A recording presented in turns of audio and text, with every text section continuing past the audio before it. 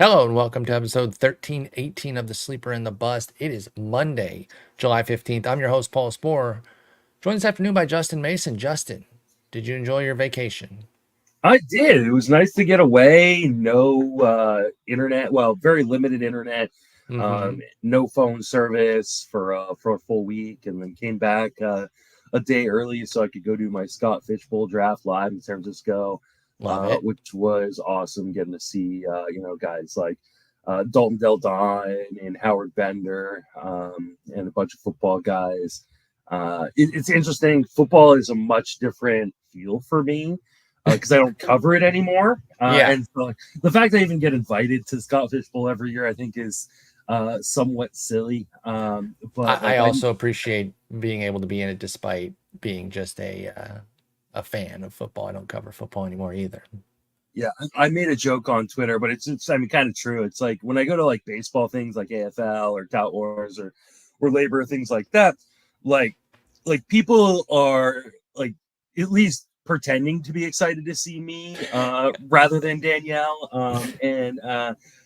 Whereas, when I go to a football event like this, everybody's excited to see Danielle. No one's excited to see me. They just don't even pretend. They're like, oh, Danielle's here, finally.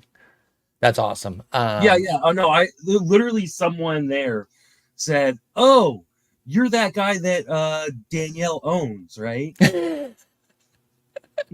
Yeah, that's me. That's kind of amazing. Yeah. That's kind of amazing.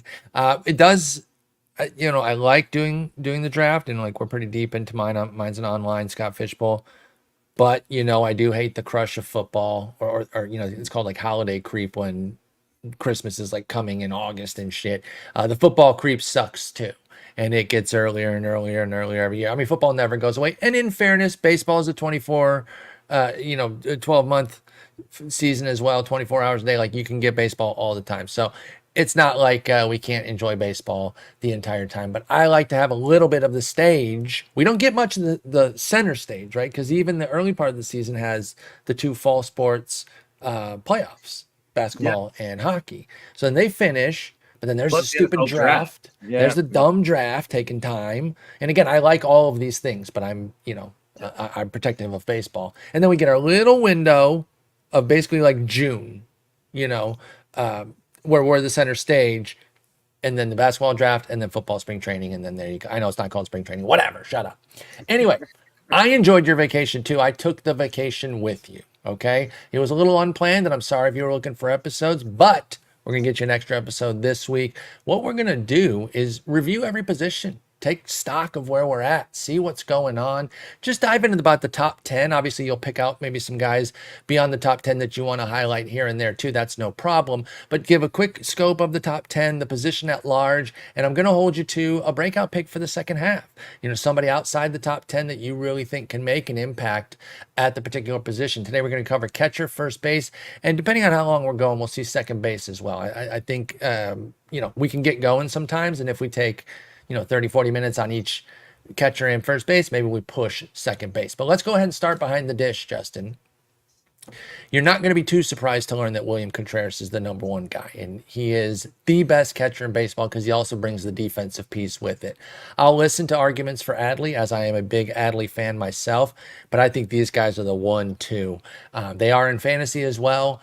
$29 and $25 respectively on our player radar. I'm not going to give every dollar value, just going to go in order here though, but it's William Contreras, Adley Rutschman, Sal Perez, Will Smith, Cal Raleigh, Logan O'Hoppe, Yainer Diaz, Shea Langoliers, Ryan Jeffers, and Connor Wong. Normally I would ask you what's your first take here, but I wanted to get mine in real quick and just point out that my perception of Yainer Diaz's season was wrong. I did not think he was a top 10 catcher right now. Just the perception I had. I have not checked in on his stats in a while. I did not realize he's hitting 284. So tip of the cap to old Yainer Diaz. I was not familiar with your game, sir. I was a big fan last year. He really helped me kind of rally up in a couple leagues. Faded him this year at the price, but it's looking pretty good after a rotten May where Diaz put up a 472 OPS. He bounced back with a 952 in June and then a 661 this month, but that's because there's no power. He's still hitting 291. So Yainer Diaz was kind of surprising to me there. But what stands out to you in the top 10 of catchers thus far? This is 15 teams, by the way, on our player radar. Yeah, I mean, I think that's it is the Yainer Diaz being in the top 10. Did you also think he was sucking?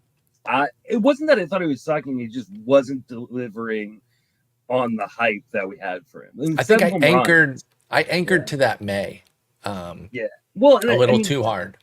The lack of power is yes, like you said, 7 bombs. A big deal. I mean, of the guys, he's got the fewest amount of home runs of the guys in like the top 15, right? Yeah. Like it's just, which is a problem, right? But it also, I think, really points out to like, hey, plate appearances with batting average can do a lot, especially at the catcher position. And the reason why he's up here is because he's hitting with a good batting average, and he's got a lot of plate appearances to help boost that up and gives you a lot of value, especially when there are guys who are in like the top 15 with like 200 plus plate appearances, right? You're just going to outweigh a lot of maybe the other damage they can do with the bet by just playing a lot and hitting for a good average. So Diaz has 347 plate appearances. Sorry about that. Go ahead. Yeah. And, I mean, there's aren't that many guys with 347 plate appearances. But if you look at like the rest of the guys in that top 7, all of them except for one, Logan O'Hoppe, have 347 or 344 plate appearances or more. Like these, and it's actually I think one of the big things for me that I, had you asked me before I took a look at this, I would have said like, this is a really bad year for catcher. Compared to like maybe last year, and it's really not. Like it's like there's definitely some guys that have underperformed in a way that we did not expect them to, and I think maybe that kind of colors our glasses a little bit in that regard. But especially if we have them, right? Yeah, like I've got a lot of JT Realmuto, and seeing JT Realmuto at 18th at catcher kind of burns. Especially when he's got 7 home runs. So. But I mean, you've got like, you look at it, and if you use our 15-team player rater, 30 guys with, $1 or more value this year, which is fine. Yeah, you're finding something down there when you're cycling through. I do feel like the waiver wire has provided opportunities. I mean, one of the greatest has been Ben Rice, of course. I'm not even sure if he shows up on here or not. No, he doesn't. Not yet, at least. And I'm not sure if that's going to be based on like the catcher eligibility aspect, because I think he's like a non-catching catcher. Although that might change with Trevino going to the IL. They did get somebody else to fill in. But yeah, Ben Rice is a catcher eligible guy who's absolutely cooking lately. Anybody in this top 10 look like a second half fade for you that you'd be concerned with, even if and I'm talking like a fall off, not. They finished 14th instead of 8th. Do you think anybody's a real big fall off risk here? Or do you feel pretty comfortable with this top 10 group here? I mean, I've never been a real big Ryan Jeffers fan. I know he's slowing quite a bit after, the hot start. Other than that, I mean, Connor Wong, I just think other guys will jump ahead of him. Batting average. He brings that batting average though, and that is nice. He's been a pleasant surprise. 8 homers, 4 steals. He had 9 and 8 last year. Now he is 4 for 8 on the bases. Connor Wong is, so he might get slowed down there. But you get the 4. Most leagues don't do net steals, so it's not killing you. I do like that. He's at 307. I don't know. Is he riding a crazy hot BABIP? It's 366, but it's 341 last year. He's a guy who puts the ball in play. That's what's really helped Connor Wong this year. He struck out 33% of the time last year, 20% this year. So the ball and play more really helped him out. But I could see him fading. I think it is those bottom 3 in the top 10 that probably have the biggest risk: Langeliers, Jeffers, and Wong. Langeliers and Jeffers are similar. They're kind of all or nothing power guys, hitting 213 and 237 respectively. And then Wong, where are we at on this BABIP? Are the trickle on steals gonna fade away? Got to give love to my boy David Fry. All-star, thank you very much. Sitting 11th here. Hey, we had a little hype for him in the opening day show, if you remember. He did something. I was like, if there's the playing time, we got to get this. This is a non-catching catcher, and the dude is hitting. He's got 8 homers, 4 steals as well, David Fry. Can I give a shout out to one of our former boys? Damn right you can. I'll be the first to admit I jumped off too soon. I don't know if you were on him at all this year. I can't remember. But I know who Tyler you're talking about. Stephenson Yeah. is leading catchers in zone contact this year. Really? Yeah, he is first. That's He a is tied big for improvement. first. Well, why isn't he getting any value from it? The BABIP is down to a career worst 264, so his batting average is only up 2 points from last year. Is it weak contact? Is he just making contact, and that's the problem for Stevenson? I think part of it is that Exit velo's up on the year. Barrel yeah, rate is up. Is he getting unlucky? I think he might be. XBA is only 4 points difference, though. This is interesting with Tyler But Stevenson. he's a career 323 BABIP guy with a 264 BABIP this year. You would think that kind of normalized itself, at least maybe to like the level of what we saw last year, which was 314. Like, right? So like he could be a guy that has a little bit of a breakout in the second half. I think so. 10 home runs and just under 300 plate appearances. If he finishes the year, with another 10 to 15 home runs, you're talking about a guy with, 20 to 25 home runs from the catcher position. You didn't have to pay very much for it at all. So, for sure. Stevenson's a guy I always loved. I kind of jumped off because I just got tired of waiting, and I wish I hadn't. Yep. Also jumped off a bit. Just wasn't getting him as much. We talked about, you said at the outset about how we came into the season thinking catcher was deep. It has now shown that is indeed true, but I was playing elsewhere. And this was a guy that I was continually bought in on. It wasn't that I was like fully out, like, oh, Tyler Stephenson sucks, don't draft him. It was more like, I've been here. I've stayed committed, but I think I'm looking elsewhere this year, and maybe I should have stuck around one more year with my guy Tyler Stephenson, because we have promoted him a good bit, but I did not have him ranked terribly high. I'm looking right now; he was 25th in my catcher rankings. I wasn't super keen on him as much this year, so he's looking good. What about anybody that's maybe a little deeper right now? And it could be like an injury reason that they're like, whatever it is, but anybody look like a breakout for you that you'd be looking at, say, 15 or later, starting with Jonah Heim and beyond? There's not a ton necessarily. Where you at on, let me ask you on a couple guys then. Where you at on Campusano? Luis Campusano, was he a guy you liked coming into the year at all?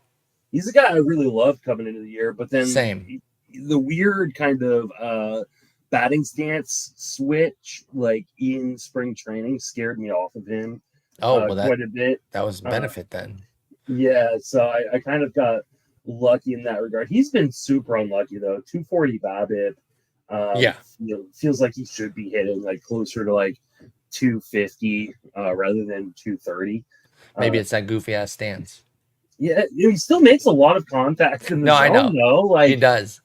And so like I feel like there is like some upside potential with him, especially he's got the hardest max exit velocity of his career. The problem is he just does not barrel the ball consistently.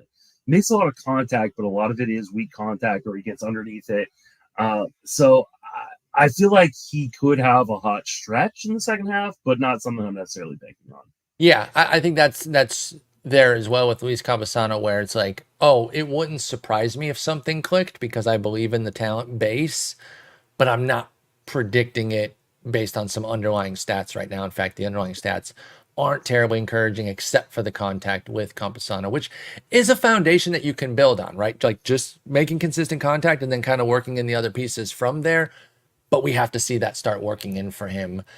It's not over though. Like even if this year doesn't end up going well, he's going to be 26 next year. I'm not going to be off the Campusano train probably for at least another draft season that I will stick around, even if this year stays kind of boring and mediocre. What about Gabriel Moreno, a guy I did like coming into the year?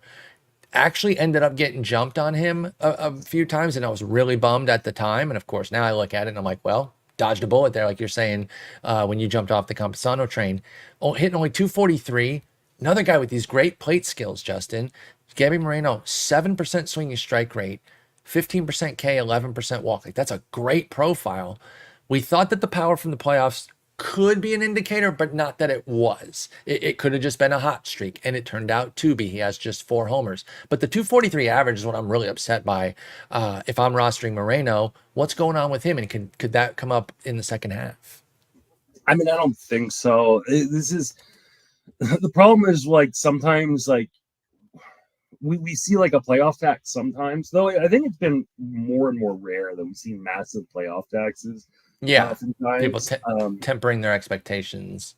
But you know when we do see massive playoff taxes is when they're connected to prospects who are just debuting, or that there's been a lot of hype around, right? Yeah. I mean, we saw the same thing with Evan Carter, where like, hey, he had a really good run in the playoffs, and he was a top-tier prospect that there were people hyped on him. But we didn't really have a major league track record that was that good to really base things off of. Who? I'm sorry? On Evan Carter. Oh, right. Yeah, I fell for that. So I think like when you see like those two things, like we need to fall back really onto some of these scouting reports, because the scouting reports are really important. Like these prospect guys, go out and watch these guys on weekly or daily basis.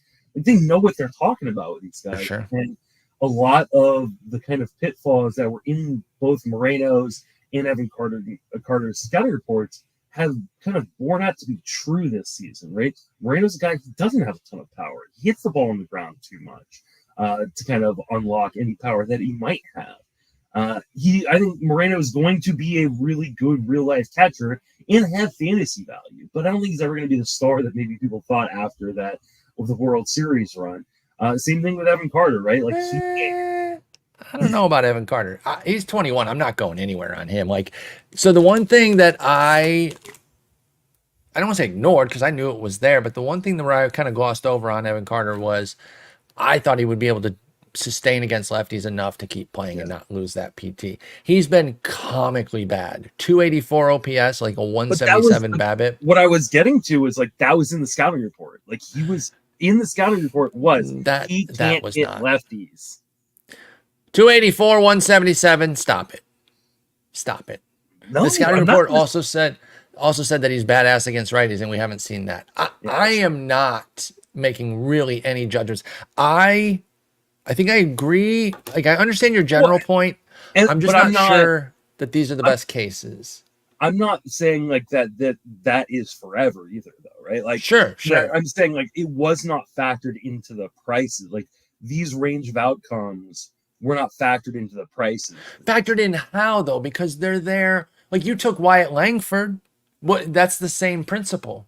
I didn't take Wyatt Langford when he started going up super high. You still took him inside like the top 150 without real basis for that. I don't know that I did. I think I took him just outside the top 150, but I don't. And that's the same thing, though, isn't that? Like a hot run that doesn't. Like I hear you on like but that was, and like, don't get me wrong, I feel like I overpaid for Wyatt Langford. I still think that one may bear out to be a little bit more true. Maybe not to the fifth. He could have a big second half. I'm really not out on Langford either. I want to be clear on that. I'm talking about the principle behind investing in like a small sample that doesn't really validate the scouting report. I think people understood that Moreno's and Carter's range of outcomes included these things, even when drafting them high, because like what would be factoring it in? You just didn't like the ADP of Carter, right? I mean, I thought he was a platoon player, and I didn't think he had. We've taken platoon players in the top $150 before, though. Like there are guys that are good enough to be that proven platoon players, and I wasn't going to take an unproven platoon player. And I think part of the problem was a guy like Langford being potentially on this roster, right? Like, in a situation like, I was more interested in taking a guy like Moreno, because like I think Moreno's defense keeps him in a job no matter what. I thought honestly, no, it wasn't even that for me with Moreno. It's just I thought batting average, give me steady 260. 260 at catcher. Well, yeah, we'll chip in steals too, and that at catcher is always so nice. So that's again why I'm so frustrated to bring it back to Moreno, where I have him. The 243 is killing me, man. You're not the guy that's supposed to be drilling my batting average every day with an 0 for 4, 1 for 4, a couple times a week type vibe. It's very frustrating. So he can definitely have a big average surge. I will say to your point, and I don't think I was wrong on Gunnar Henderson last year. Because I had the same concerns with Gunnar Henderson. He struggled with left-handed pitching, but he got better. And now he's just unquestioned stud. And I don't think I adjusted him getting better quickly enough. And so I don't think these are things that we want to hold against guys like Evan Carter for the long term. But doesn't Gunnar show why you would still take a Evan Carter that high? He only put up a 618 OPS against lefties, but it was an 885 against righties. Like, they do so much against righties, and he wasn't proven either. And you weren't drafting him, so I'm not trying to call you out on him or anything, but I'm just saying that shows that you can take that platoon youngster. And yes, you have to deal with a range of outcomes that includes a flame out. I can't speak for everybody who drafted Evan Carter pretty high, but I went in eyes wide open. I know that's not a lock. Yeah, I don't think a lot of people went in with eyes wide open. I think you did. Really? And I think maybe people who listen to our podcast did, but I listened to a lot of other podcasts. I read a lot of other writers' articles, and there were a lot of people that are like, he's just going to be a stud. I think eventually, but not yet. Yeah, clearly. And did not put in, hey, this guy has struggled against left-handed pitching. Mm-hmm. We're talking about Evan Carter during catcher. I know. No, we can talk more about him in the outfield, but you were on that, and I will give you credit there. The lefty thing from the jump, because I talked Evan Carter up all off season. You're like lefties, and I was like, yeah, he'll be better. Don't worry. And that's one of the reasons I love podcasting with you is I think we kind of counterbalance each other. Absolutely. Where we get to there are going to be times where I'm in on someone that you don't believe in and vice versa. I do have to say that someone, and I'm just remembering this now as we're talking, someone in my chat today, did you see my chat? No, I don't know what's about to hit me here. I'm somebody already nervous. Said you sound like Pauly Shore. I do? Yeah. Boy, that's a real dig. Yeah. That's a real sharp dig. I promise I don't know if I do, but I'm glad you did. I don't know that I do. Not so much that I want to shirk that comparison, though I definitely do. I just think on the factual basis of it. But you know what? I'm open to it, folks. If you got it, splice me and him together and let me hear it. Say Biodome for me real quick. Biodome for me real quick. That's the only. There you go. I got you. Yeah, right? Encino Man. Yeah, there you go. My mom ran the Comedy Store and gave me a career. Oh, wait, sorry. Anyway, anything else at catcher? Anybody jumping out to you? You on a Mitch Garver second half hype train? Any Ivan Herrera situations? Francisco Alvarez is languishing at 29. We know he can pop 12 homers in the blink of an eye type vibe. Anybody lower there that you think, hey, this is a guy I want for the second half, or do you want to move on to first? I think we could probably move on first. I will give a shout out to Wilson Contreras, who I think now that he's back and healthy will be a top 5 catcher at Lowe. Agreed. Big fan of his and his brother. Him and his brother. They're both awesome. All right, let's move over to first base. Let's see what they got going over there. Boy, this still feels a little weird to say, even though he's been there for a little bit. But number 1, Bryce Harper, sitting there with a nice little lead too, $30 to Christian Walker's $28, a little $2 difference there. That's at least something. And it's mostly the batting average between those two. Their counting categories are really tight, but then the 301 average to 264, Harper's edge over Walker. But Christian Walker at 2, love to see that. Josh Naylor 3, another surprising guy. Not that people didn't think he could be, but being at 3 at the break is pretty interesting. Freddie Freeman 4, Sal Perez is a catcher. I don't really count him because you really should never put catchers anywhere but catcher. Spencer Steer is then technically 5. Also, I'll count him more, but you really shouldn't put a guy with third base outfield at first base either. It's just not the best use of them. But I won't do that for everyone. Steer's at 6 or 5 if we're cutting out Perez. Bohm's at 6. Vlad Jr. at 7. Alec Burleson coming in at 8. Pete Alonso 9, and Ryan Mountcastle 10. Again, that is excluding Sal Perez. If anybody goes to look at that later and says, you were reading the wrong numbers. What do you think of that top 10 at first blush there? That top 3 is kind of a standout situation, isn't it? Well, maybe not Harper, just because he's unique to the position or new to the position, but Walker and Naylor, very interesting at 2-3. I think the first thing I think of is, man, first base kind of sucks this year. I mean, yeah, I guess the only reason I don't is because I got some of these guys.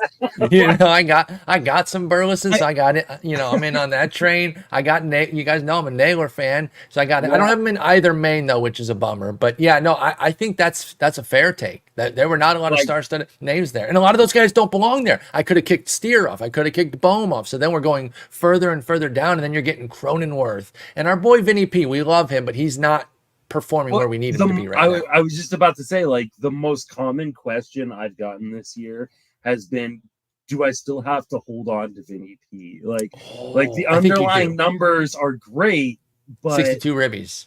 Yeah, but he's killing me. But he's not really killing you. It's the average. There are 12 first basemen in fantasy right now. Surprisingly, but I think that just tells you, hey, this is how disappointing the position has been as a whole. That a guy who is the 12th first baseman in fantasy has been a disappointment to a lot of their fantasy managers. So also explains to me why I'm first place in RBIs in a lot of my leagues and last place in home runs. No, he's been great. And there's a phenomenon of, you're saying how people are frustrated with Vinnie P and saying what's this guy really doing this year? Should I even hold him? And then you look at the 62 ribbies and you're like, well, of course you cannot cut him.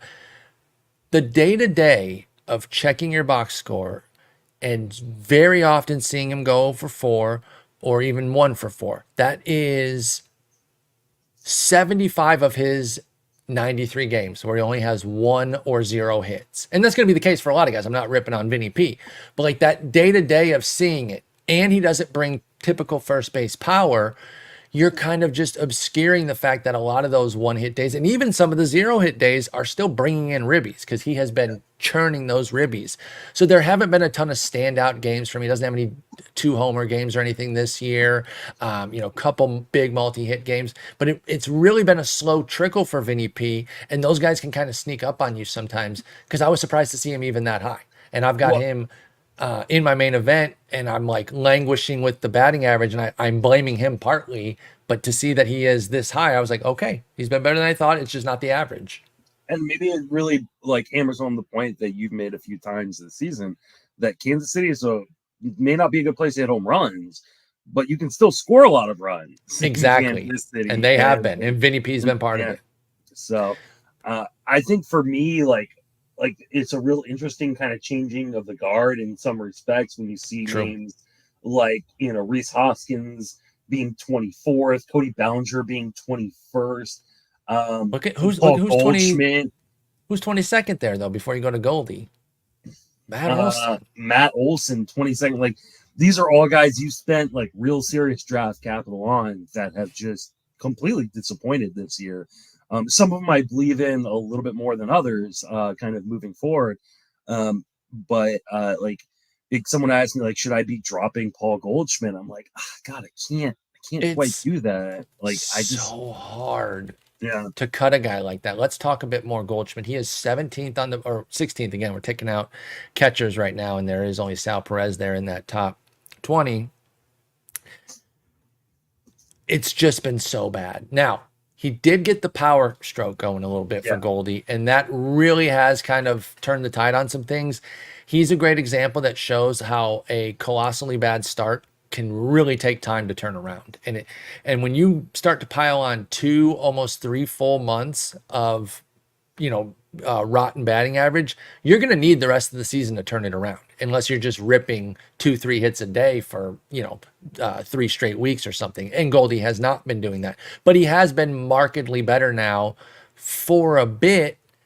It just doesn't feel like it when you start looking at the composites. I guess it hasn't really been as good as I thought. Markedly better is a little bit of an overstatement. Let me peel back. It's still not Goldie yet. Yeah, definitely not Goldie. He's Paul Goldschmidt. Over the last month, he's in 248, 282 on base percentage. That's where I took my pause, where I was like, yeah, he's not walking at all. He's making still below league average contact by, about 3%. And league average zone contact's actually up this year.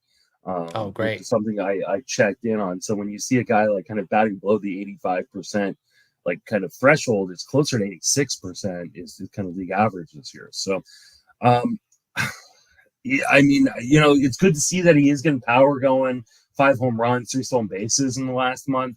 But like, I think the days of him being like a 5 category guy, especially the batting average being one of those categories, is not going to be happening. I think, and the hard part too is the Cardinals have turned it around quietly. The Cardinals are good. Like in the middle of this division race, like they're like 4 games back or something of the Brewers. They got a good team, right, and so like now, like I really thought like at the deadline they were going to be selling a guy like Goldschmidt who's in the final year of his deal.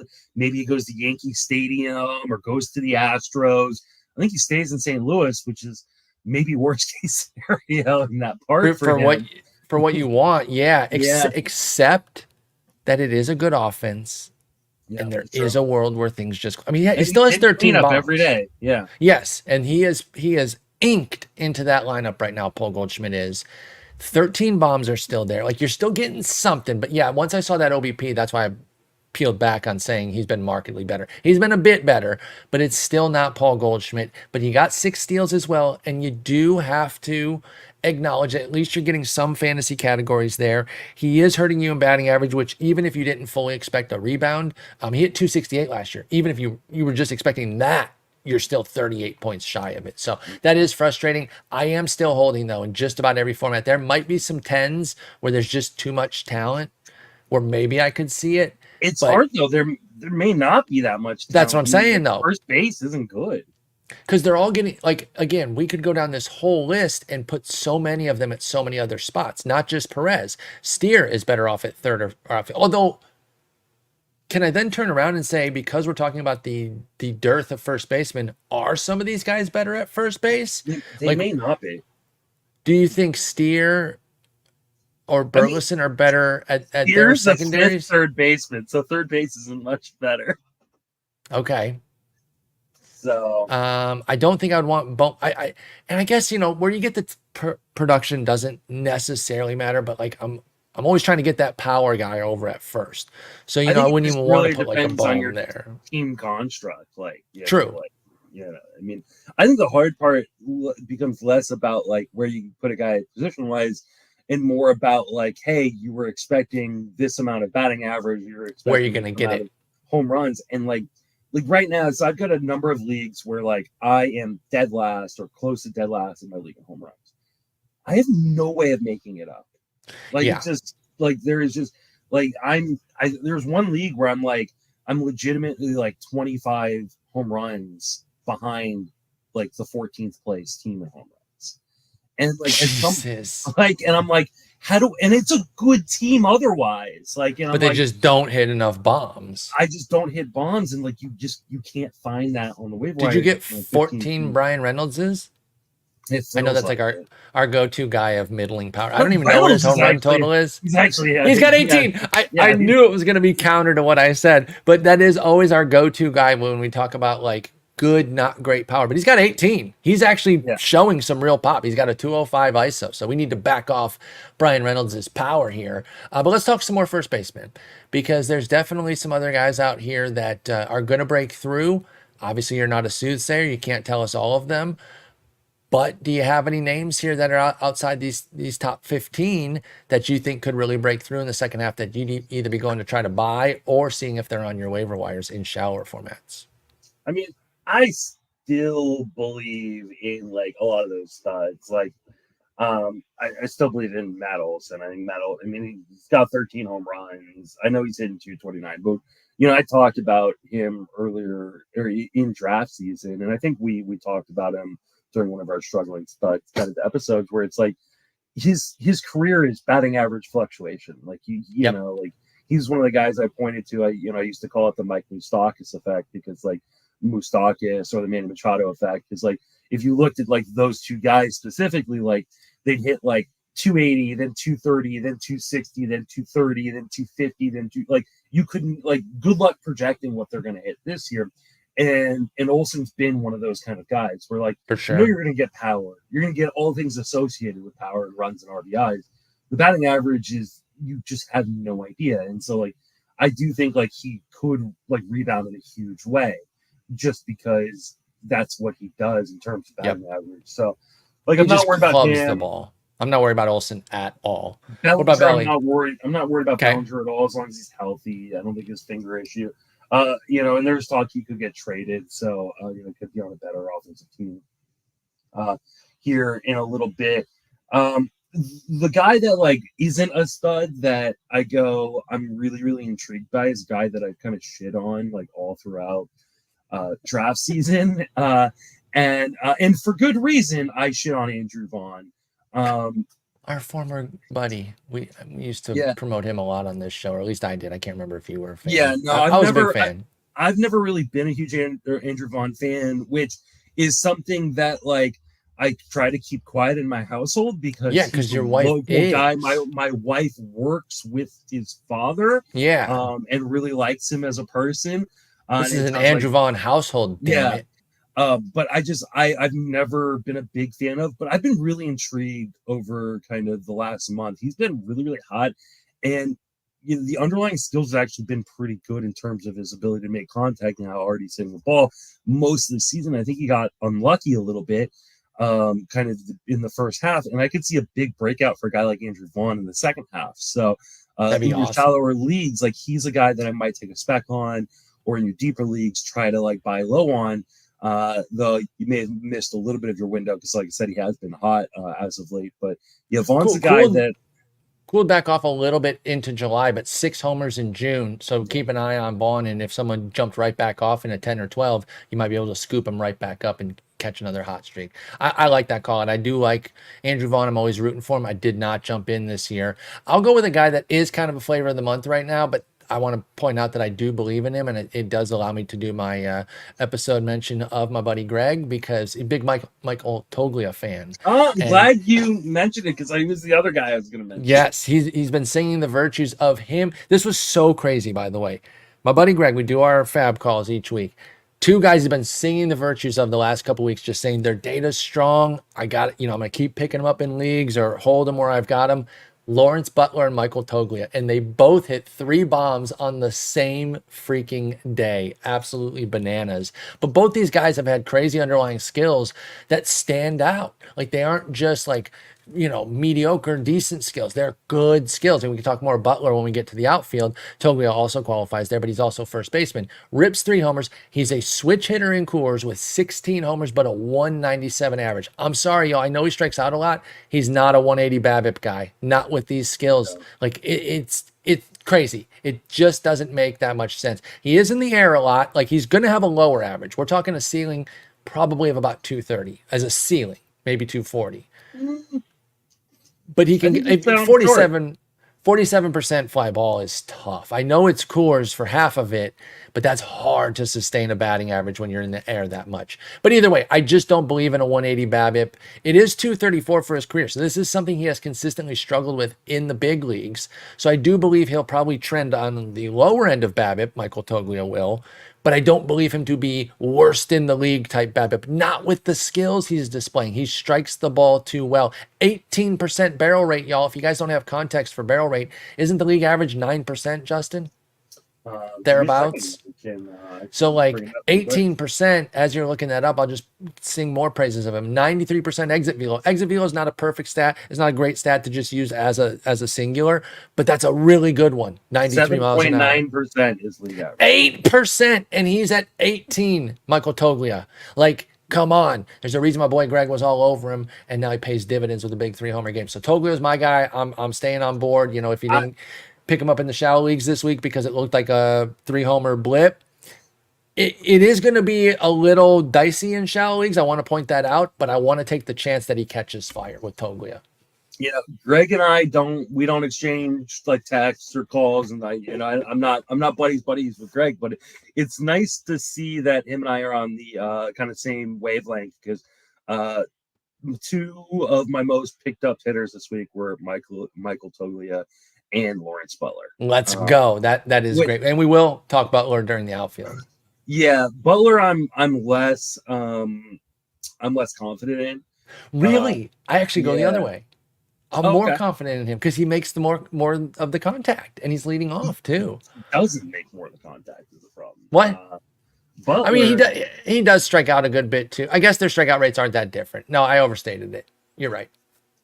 It's a 30% for him and like 33 for Toglia. Butler's in-zone contact rate is 80%, which is like right on the cusp. Yeah. Like not being a major league player. No, so you're right there. I'm wrong on that. And then at that point, you do favor Toglia just because of Coors over Oakland, right? Well, and Toglia has actually been better on the road this year. Somebody pointed out in my chat. I haven't fact checked that, but he's actually been better on the road this year. But they're starting with a home series or a home. Yeah, they're home for a while. Yep. So I grabbed him just like, hey, you know what? I'm gonna run him for home. I think Toglia has been really, really unlucky in the BABIP department. I think the batting average ceiling is a bit higher than you do. His XBA is 244. Like he's been one of the most unlucky hitters in baseball in the first half. So like for sure. And I've never been a Michael Toglia guy, but he's actually made a concerted effort to make more in-zone contact and not strike out so much. And I think it will pay dividends. It will. It eventually will. And just to put a little cap on Butler, because we will talk about him in the outfield, 12% barrel rate, not quite as high as Toglia, but 4 points better than league average, and a 255 BABIP for him. So similar issues where he's not getting fully rewarded for what he deserves. Anybody else over at first base? Because if not, then I think we can probably get second base in here. Yeah, anybody else jump out to you? Okay, we will move on. Oh yeah, we did talk Andrew Vaughn. I'm trying to put the names down so that they're listed in the sheet here. Let's go to the Keystone here. We've got a familiar name at the top, although he was not drafted as such by any stretch of the imagination. He was the 11th guy off the board. It is Ketel Marte at number 1. Excuse me. And then Jose Altuve at 2. Bryce Terang at 3, powered by those 30 stolen bases. That's incredible. Mookie Betts, second short in outfield. He's going to be high in all of them, I'm sure. 4th at second base. Jordan Westburg has 2nd and 3rd, sits 5th at second base. Marcus Semien is 6th. Ryan McMahon is 7th. Jake Cronenworth is 8th. Luis Rengifo is 9th. And Luis Garcia Jr., a former Justin Mason favorite, is 10th. Now, Justin, am I out of pocket to suggest that if Jake Cronenworth is 12 here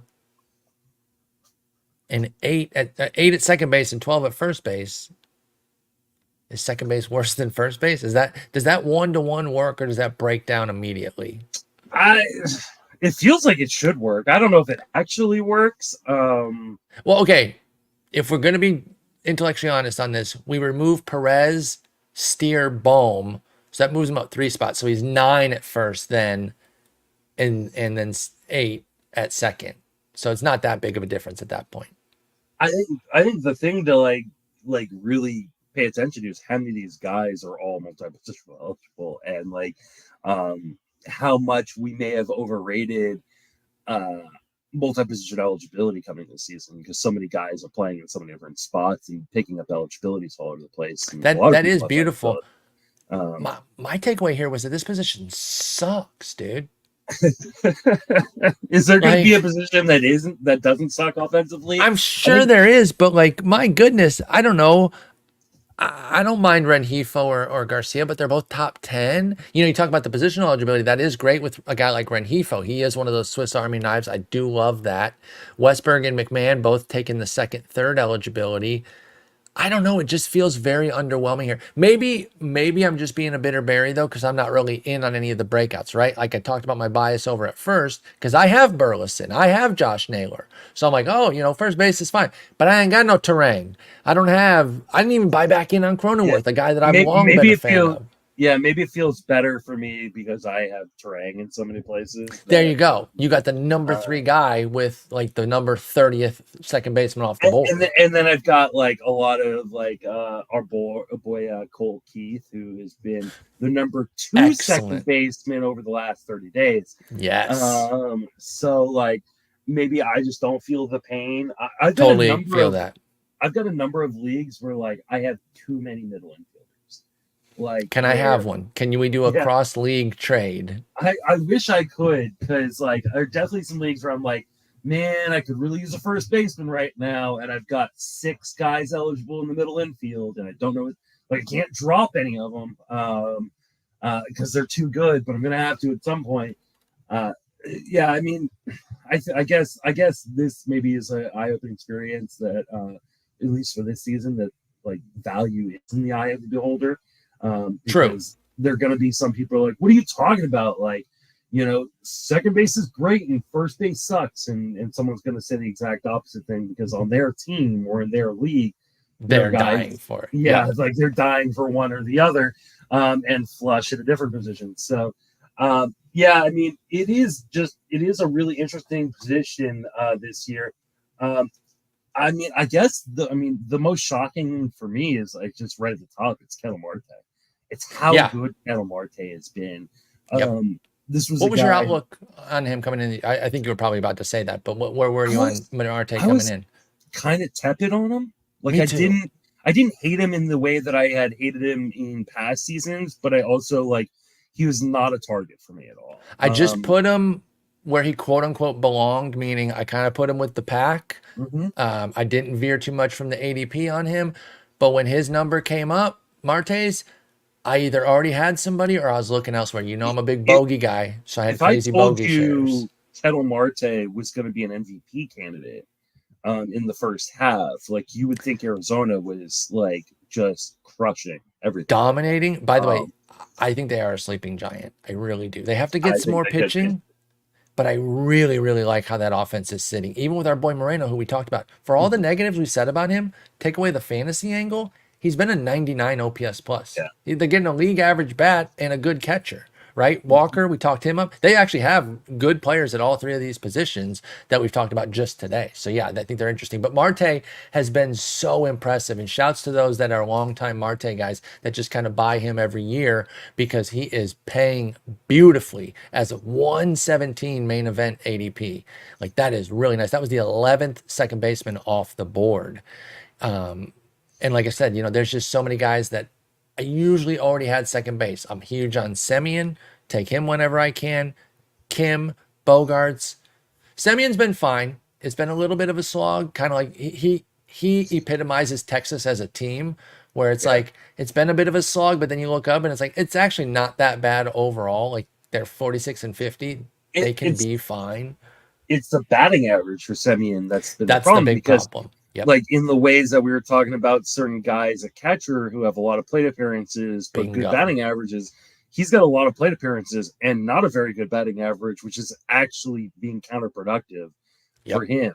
Most plate appearances at second. Yeah, but the 242 batting average is holding a lot of weight, holding him down from kind of vaulting back up. I'll be interested to see, like, I really want to, like, see what Jordan Westburg does in the second half. Because, I mean, he started off really hot. He slowed down. He picked it back up. You know, I think I still am not 100% convinced that he's a top 10 second baseman the rest of the way. Though I do get a lot of pushback on him still. I see why. Yeah, at least in terms of how he's performing right now, I do understand that pushback. You may end up, and you're staying to your convictions of not being as keen on him coming into the year, but Westburg has been fantastic. Yeah. And I wasn't super hot on him either, so I'm not trying to pile on you. It is still just a 318 OBP, right? Because he doesn't walk. He's got a modest strikeout rate at 22% with a hint of maybe more. Do you see anything in the batting profile of Westburg that suggests that 14% swinging strike rate is worth worrying about? Could he strike out at a 25+% clip the rest of the way? I think he can. I mean, I think he's a really, really aggressive in zone hitter, which works well when he's making a lot of end zone contact, but that fluctuates. He's not like a pure like contact guy. And so now one of the, and this is kind of a change in profile from what we've seen from him in the past, where he hasn't been as aggressive, but he also hasn't been in for power in like this in the past. Like the fact that he like consistently is putting up like 5 home runs a month is indicative of kind of this approach change. So can he continue to make it work? I think he can.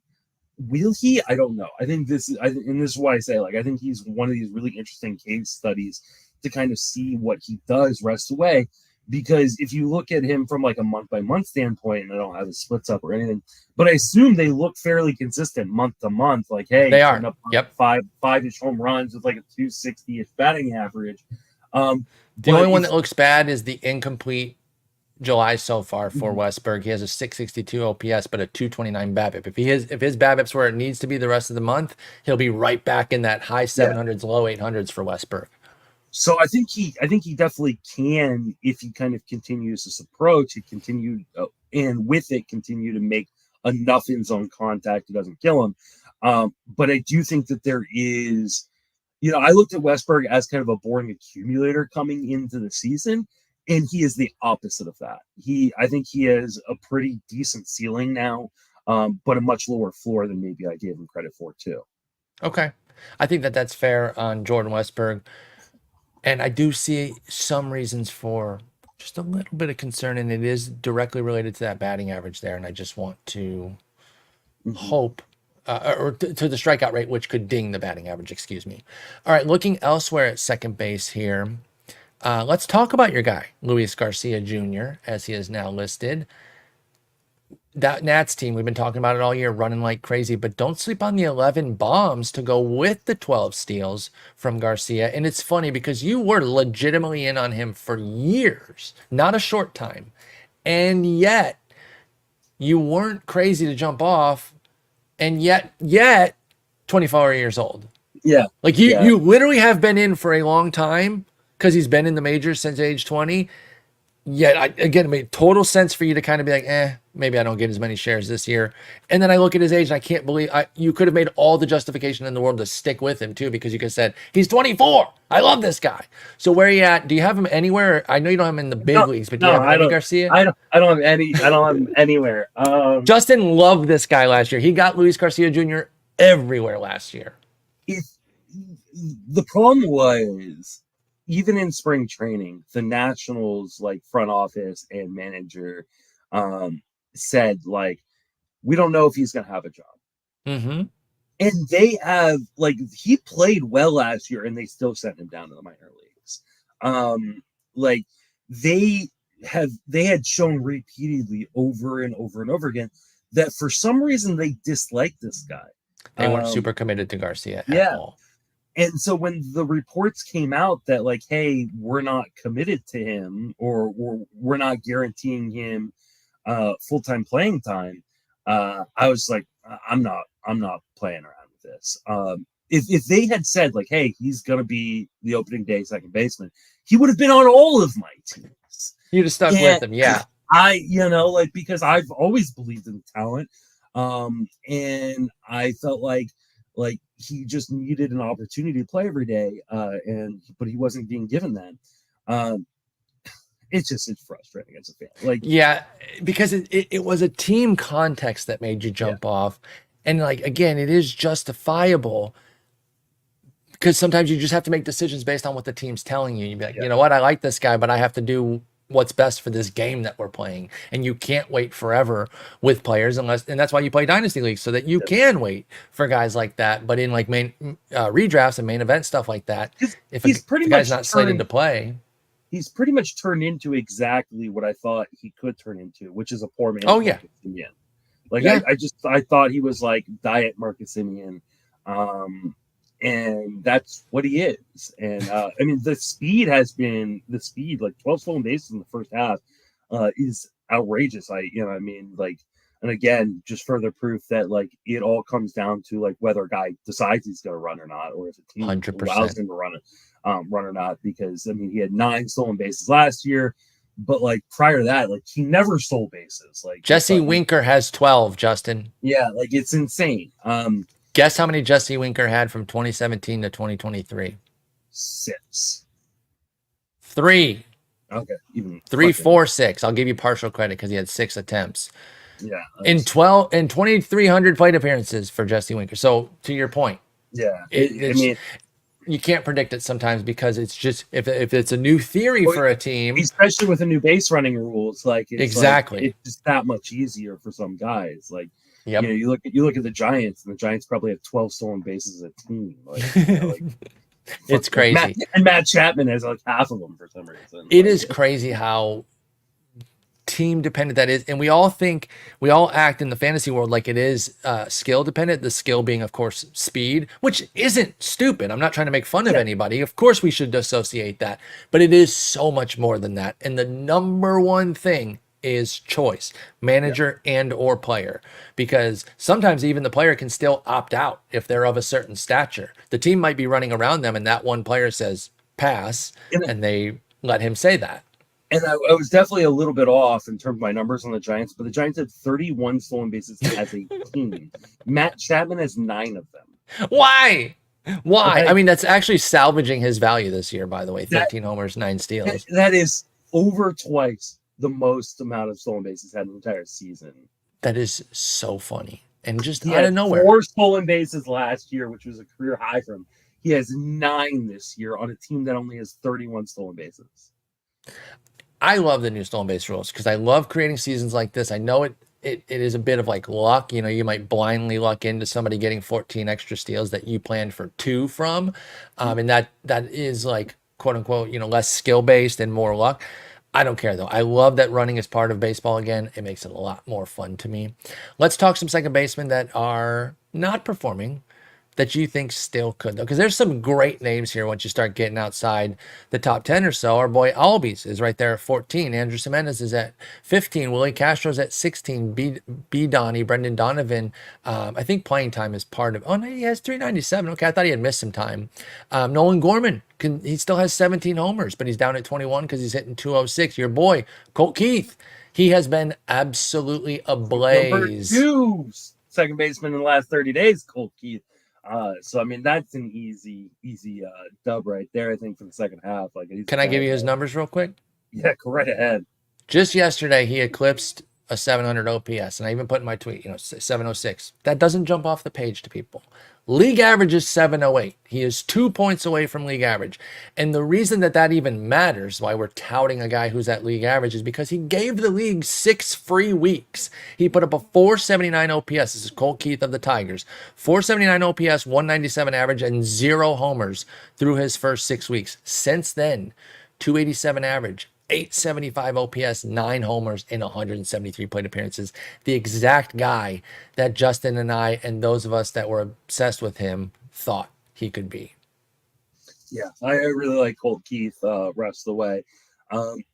Other guys that I'm really interested in, I'll go like really, really deep on the list. And I want to bring up Spencer Horwitz.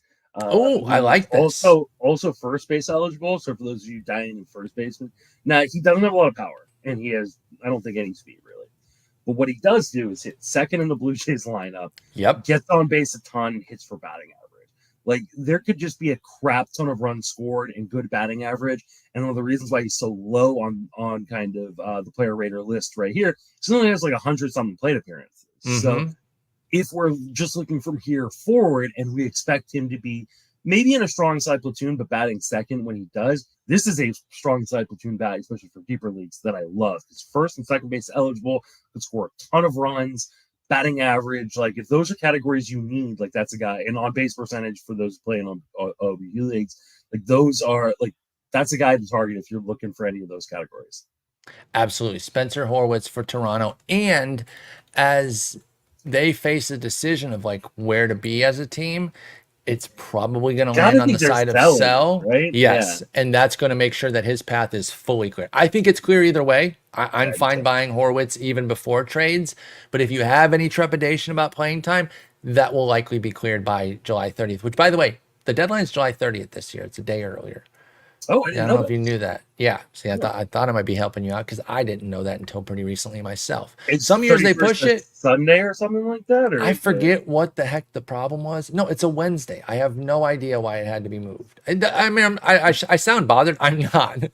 I'm now. I sound defensive. I'm not even mad about it. Shut up, Justin. No, like, but it is weird. I don't really understand why. Because Wednesday is just a normal baseball day. Like, it is bizarre that it was moved.